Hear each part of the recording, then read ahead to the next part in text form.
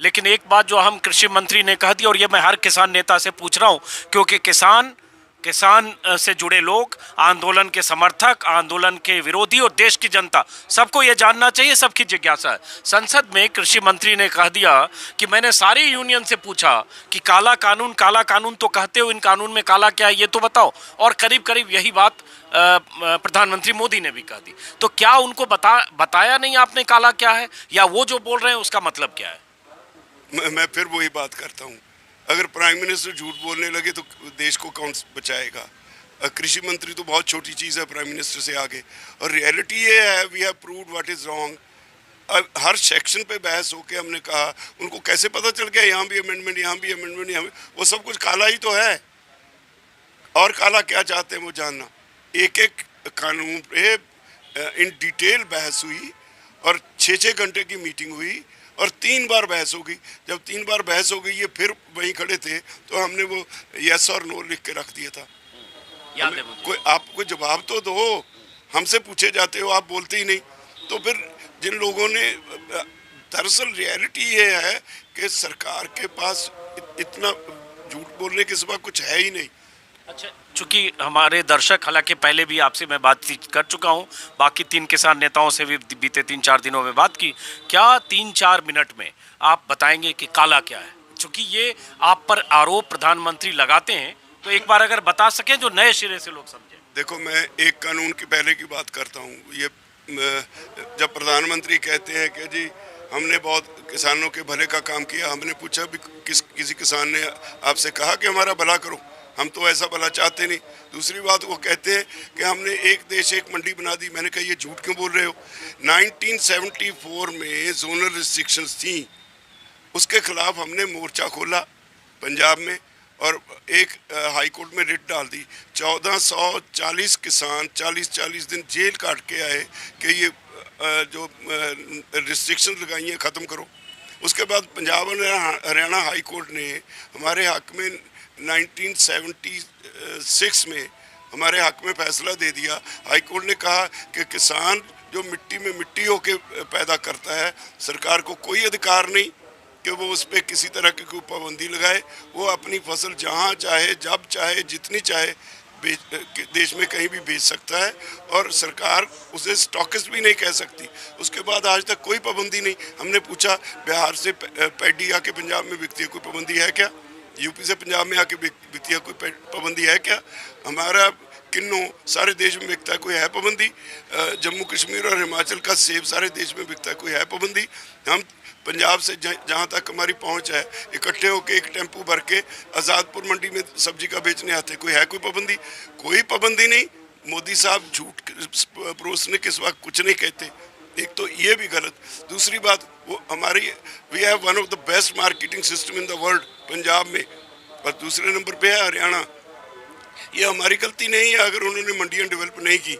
हम मांग करते रहे कि सारे देश में 48,000 मंडियाँ बनाओ ताकि सारे देश के किसानों को एमएसपी मिल सके। उन्होंने ना तो किसी स्टेट ने इंटरेस्ट लिया, ना गवर्नमेंट ऑफ इंडिया ने इंटरेस्ट लिया, कहीं नहीं बनाई मंडी।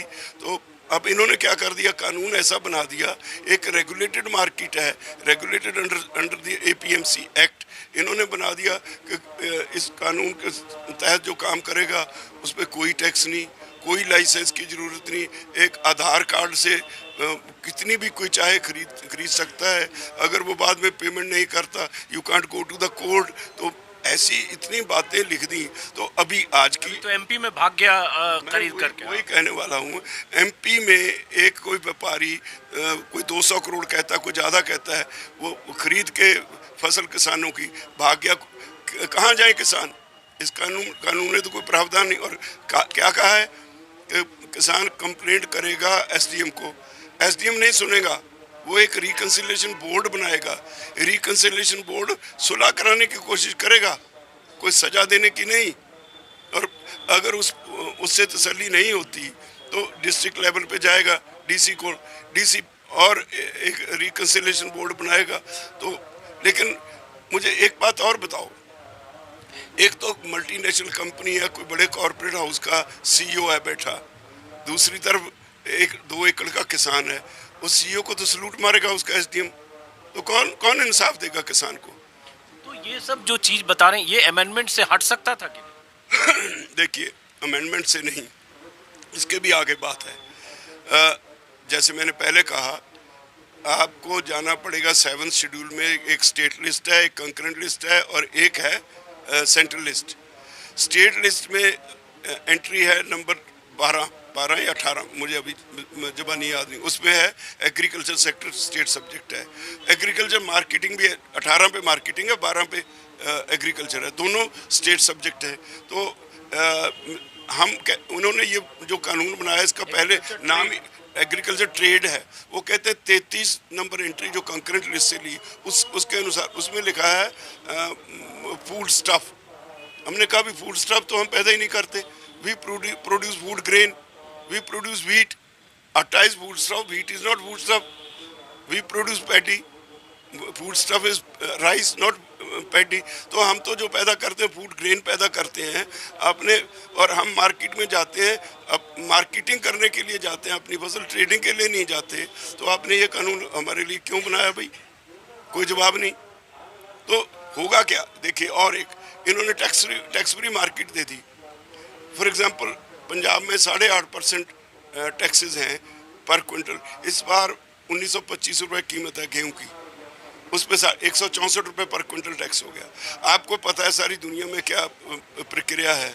मल्टीनेशनल कंपनीज पहले अपने कंपटीटर को भगाती हैं, उसके लिए बजट रखती हैं। यहाँ तो सरकार ने बजट दे दिया 164 रुपये, वो हमें 64 रुपये देगा। 64 रुपये देगा तो 100 रुपये उसको और बच गया। हम 64 के लालच में उसको गेहूँ बेच देंगे।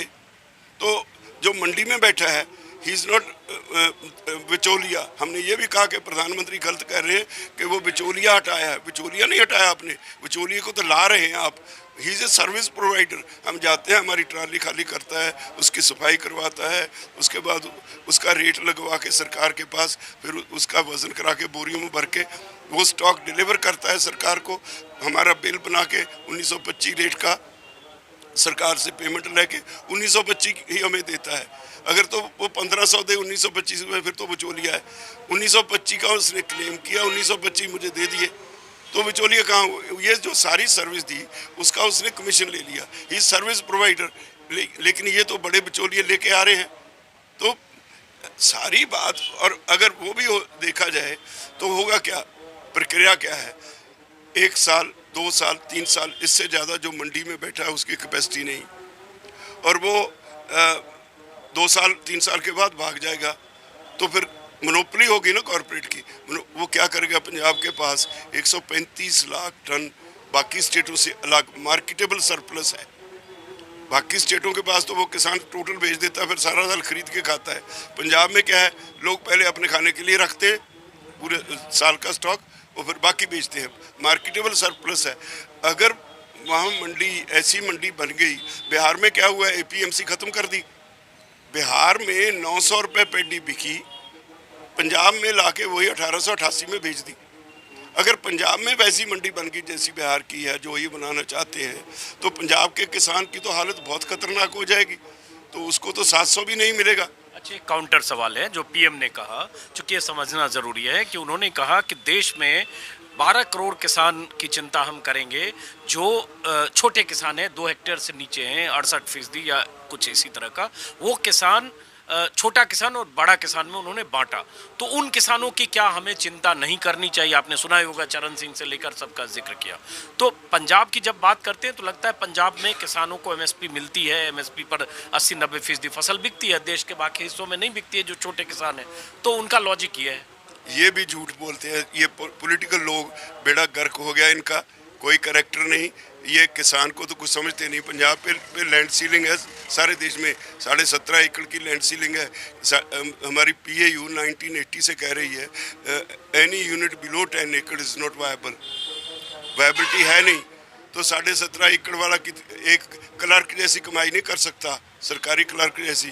तो ये झूठ बोलते हैं। और रियलिटी ये है कि पंजाब में भी आज की डेट में 80% फार्मर्स के पास they have less than 5 acres of land. छोटा बड़ा कहाँ रह गया? ये गलत प्रोजेक्ट करते हैं। रियलिटी बचाने के लिए, क्योंकि इनके पास सारा सिस्टम है, मीडिया कुछ भी प्रसार कर दें तो कोई इनको पूछने वाला नहीं। ग्राउंड रियलिटी ये है कि 80% of the farmers in Punjab are having less than 5 acres. एक बात। दूसरी, किसान, पंजाबी यूनिवर्सिटी की स्टडी है कि 65% farmers in Punjab are under matric और 75% agriculture labours are under matric. वो इनकी जो निटी ग्रिटी है वो तो समझता ही नहीं बेचारा, वो तो खेत में सारा दिन काम करता है। तो उन लोगों को बेवकूफ़ बनाने का काम इन्होंने शायद पकड़ लिया है। देश अब की बार देश के किसान को ज़्यादा समझ आ गई। ये जितना मर्जी जोर लगा लें, अब इनकी बातों में किसान आने वाला नहीं है, झूठ बोलते हैं ये। अच्छा, ये बताइए कि जब ये इतना है, हालांकि पंजाब में अगर 5 एकड़ से कम वाले भी 80% हैं, तो यूपी में और बिहार में वो 1 एकड़ से कम वाले भी बहुत हैं, चूँकि वहाँ किसान उस तरह से नहीं है जैसे पंजाब में। आप भी जानते होंगे, तभी वहाँ के बहुत सारे लोग यहाँ मजदूरी करते हैं पंजाब के खेतों में। लेकिन अगर सरकार ये तर्क देती है कि उत्तर प्रदेश या बिहार के लोग इसमें शामिल नहीं है, मूलतः पंजाब का है, हरियाणा उसमें शामिल है। यूपी की आबादी 20 करोड़ 75 जिले हैं, ऐसे बिहार की आबादी 12 करोड़, बहुत किसानी का भी एवरेज अगर आबादी के हिसाब से देखेंगे तो बहुत है। उनकी नुमाइंदगी क्यों नहीं है, या आपको क्यों लगता है? देखिए मुझे फिर अफसोस होता है, पंजाब के किसान की तुलना आप बिहार के किसान से ना करो। क्या आप किसान को, पंजाब के किसान को बिहार का किसान बनाना चाहते हो? जो वहाँ लेबर करने आता है तो हम भी वहाँ लेबर करने जाए, वो चाहते हो? ये आपके मन में है? दूसरी बात, पंजाब का किसान नफ़ा नुकसान समझ के वो ज़मीन ठेके पे लेता है। ये जो है ना बाबू लोग या पॉलिटिशियंस जो खेती नहीं करते, सारी ज़मीन रेंट पे दे देते हैं। जब रेंट पे देते हैं, कोई किसी ने 200 एकड़ ली, किसी ने 100 एकड़, उसकी अपनी तो 2-2.5 एकड़ है, 200 एकड़ तक की खेती करते हो, उसमें थोड़ा थोड़ा मार्जिन बचा के वो अपना जीवन निर्वाह करते हैं, इसलिए उनकी हालत अच्छी है। ये नहीं बिहार के या किसी और स्टेट के किसान की तरह उसको कोई ऑप्शन नहीं है।